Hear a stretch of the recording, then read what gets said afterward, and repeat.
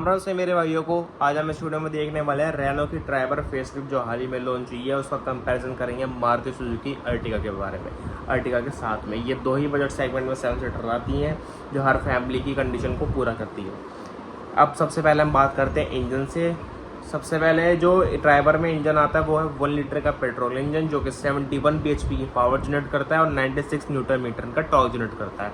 वहीं पर अर्टिगा में आता है 1.5 लीटर का पेट्रोल इंजन जो कि 102 bhp की पावर और 137 न्यूटन मीटर का टॉर्क जनरेट करता है। जो अर्टिगा का इंजन है वो 31 bhp ज़्यादा पावरफुल और 41 न्यूटन मीटर ज़्यादा टॉर्क की है। जो माइलेज मिलती है ना ट्राइबर के इंजन में वो 18 kmpl की है। वहीं पर अर्टिगा की माइलेज आपको 20.50 मिलती है, यानी कि 2 kmpl ज़्यादा माइलेज मिलती है ट्राइबर के इंजन से। लेंथ के बारे में बात करें तो जो ट्राइबर की लेंथ है वो 3985 mm है। वहीं पे अर्टिगा की लेंथ 4395 mm है, यानी कि अर्टिगा की लेंथ 410 mm ज़्यादा है ट्राइबर की लेंथ से। विड्थ के बारे में बात करें तो ट्राइबर की विड्थ है 1734 mm, वहीं पे अर्टिगा की विड्थ है 1735 mm, यानी कि 1 mm ज़्यादा है अर्टिगा की विड्थ। हाइट के बारे में बात करें तो 1643 mm है हाइट ट्राइबर की, वहीं पर अर्टिगा की हाइट है 1690 यानी कि 1690 mm है, जो कि 47 mm ज़्यादा है अर्टिगा की हाइट से, ट्राइबर की हाइट से।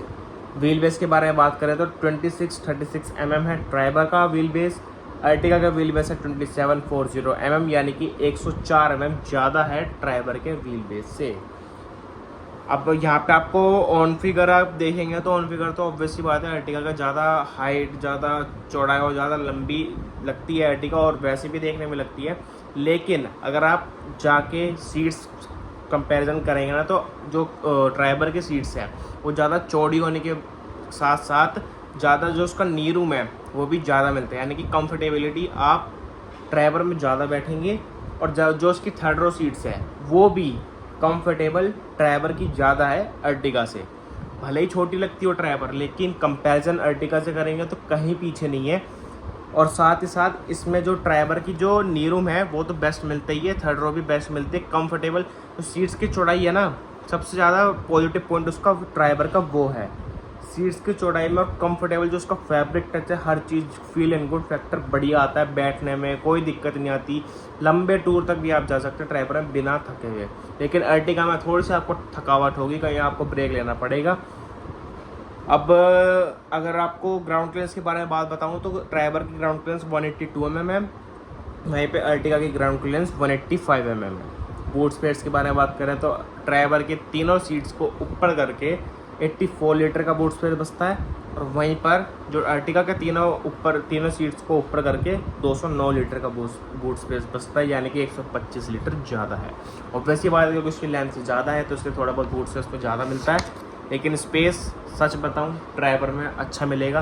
हाँ, एक चीज़ मैं बताऊंगा, शोल्डर रूम के बारे में बात करें तो शोल्डर रूम थोड़ा सा आपको अर्टिगा में ज़्यादा मिलेगा क्योंकि वो थोड़ी लंबी है, अच्छी चीज़ उस पर थोड़ी एक 5 ये मान सकते हैं हम जो पीछे वाली सीट्स हैं ना उसमें जो 3 बंदे आराम से बैठ के जा सकते हैं, ट्राइबर में भी बैठ सकते हैं, लेकिन नी रूम ज़्यादा आपको ट्राइबर में ही देखने को मिलेगा। अब बात कर लेते हैं फ्यूल टैंक कैपेसिटी के बारे में। तो जो ट्राइबर है उसमें आपको 40 लीटर का फ्यूल टैंक कैपेसिटी मिलेगी, और वहीं पर मारुति अर्टिगा में 45 लीटर का फ्यूल टैंक कैपेसिटी मिलेगा, यानी कि 5 लीटर ज़्यादा मिलेगा। अर्टिगा के फीचर्स के बारे में बात कर लेते हैं जो ट्राइबर से ज़्यादा मिलते हैं। एलॉय व्हील्स, ट्राइबर में आपको एलॉय व्हील्स नहीं मिलते हैं, उसमें आपको फ्लेक्स व्हील मिलते हैं। Automatic AC, front adjustable headrest, rear armrest, connected car technology. तो केवल यही फीचर्स थे जो ट्राइबर में नहीं मिलते लेकिन अर्टिगा में मिल जाते हैं। अब उन फीचर्स के बारे में बात कर लेते हैं जो कि ट्राइबर में मिलते हैं लेकिन अर्टिगा में नहीं मिलते। Third row AC vents with controller, front parking sensors, LED projector headlamps, LED DRLs, LED front fog lamps तो उसमें भी मिलते हैं अर्टिगा में, लेकिन उसमें हेलोजन मिलते हैं। Traction control system, rain sensing wipers, 8 inch touch screen infotainment system Ertiga में 7 इंच की आती है। Eco drive mode, wireless charger, 7 inch TFT instrument cluster और कूल्ड ग्लव बॉक्स मिल जाता है ट्राइबर में, जो कि अर्टिगा से ज़्यादा है। अब वारंटी ऑफर के बारे में बात करें तो जो ट्राइबर है उसमें आपको 3 साल या फिर 1 लाख किलोमीटर की वारंटी मिलती है। वहीं पे अर्टिगा में भी आपको 3 साल या फिर 1 लाख किलोमीटर की वारंटी मिलती है। और साथ ही साथ आपको दोनों में ही ऑप्शन दिया जाता है एक्सटेंडेड वारंटी का। अब बात कर लेते हैं आखिर में प्राइजेस और वर्डिक्ट के बारे में। जो ट्राइबर की प्राइस स्टार्ट होती है मैनुअल ट्रांसमिशन में वो है 6.29 लाख रुपये से शुरू होकर 8.64 lakh rupees ex showroom. Ertiga की प्राइस है 9.11 लाख रुपये से शुरू होकर 12 लाख रुपीज़ तक, यानी कि अर्टिगा का मैनुअल ट्रांसमिशन 2,82,000 रुपये से लेकर 3,36,000 रुपये तक महंगा है ट्राइबर से। वहीं पर ऑटोमेटिक में बात करें तो ट्राइबर में सिर्फ एक ही ऑटोमेटिक मिलता है जो कि टॉप मॉडल, जिसकी प्राइस है 9.16 लाख रुपीज़। और वहीं पे अर्टिगा में आपको 3 ऑटोमेटिक ऑप्शन मिलते हैं, VXI, ZXI और ZXI प्लस, जिसकी प्राइस स्टार्ट होती है 11,60,000 रुपये से 13,40,000 रुपये तक, यानी कि ऑटोमेटिक भी 4,24,000 रुपये का डिफरेंस आ जाता है अर्टिगा और ट्राइबर के ऑटोमेटिक में।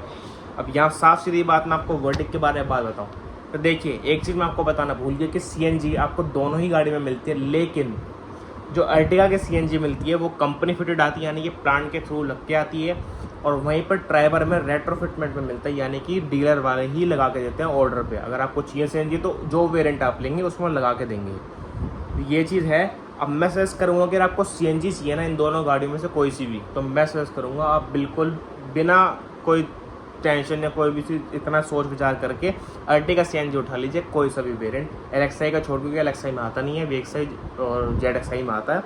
यहाँ पे आपको CNG लेनी है गाड़ी इनमें से, तो आप अर्टिगा की तरफ जाइए।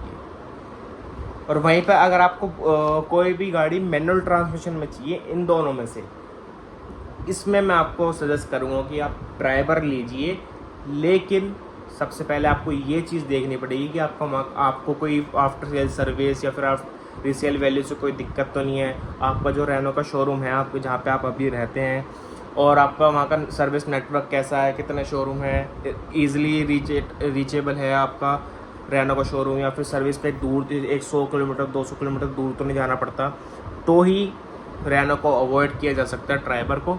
नहीं तो ट्राइबर का अवॉइड करने का कोई और रीज़न है नहीं। एक बिल्कुल प्रैक्टिकल गाड़ी चाहिए ना, तो आप ट्राइबर उठा लीजिए बिना किसी सोचे समझे, सिवाय शोरूम, सर्विस नेटवर्क और रीसेल वैल्यू की परवाह ना करते हो। तो करते हैं तो फिर अर्टिगा ही आपके पास ऑप्शन बचता है। ऑटोमेटिक में भी सेम बात है, अगर आपको मिड वेरिएंट में कोई भी ऑटोमेटिक चाहिए तो सिर्फ आपका ऑप्शन बचता है अर्टिगा का। टॉप मॉडल में ऑटोमेटिक चाहिए तो आप ट्राइबर की तरफ जा सकते हैं, क्योंकि 4 लाख रुपये वर्थ बिल्कुल नहीं है अर्टिगा में देने, क्योंकि सेम चीज़ और फीचर्स भी कम मिलते हैं अर्टिगा में, लेकिन ट्राइबर में फीचर ज़्यादा मिलते हैं और वो काम के भी फीचर्स हैं। तो यही चीज़ थी सारी। और साथ ही साथ सेफ्टी के बारे में बात करो तो अर्टिगा 3 स्टार है, ट्राइबर 4 स्टार है, पुराने जो रूल्स एंड रेगुलेशन से ग्लोबल एनक्लेव की उसके हिसाब से मैं बता रहा हूँ। और पावरफुल अगर आपको गाड़ी चाहिए थोड़ी सी, इसकी थोड़ा पंप आए भगाने में, तो फिर ऑब्वियस की बात है अर्टिगा ही मिलेगी। तो मेरा ये सजेशन है, प्रैक्टिकल गाड़ी आराम से चलने वाले बिना किसी टेंशन के लिए हुए, तो आप ट्राइबर उठा लीजिए, और कोई दिक्कत नहीं है। CNG में अर्टिगा सजेस्ट करूँगा। तो बस यही था इस वीडियो में, धन्यवाद।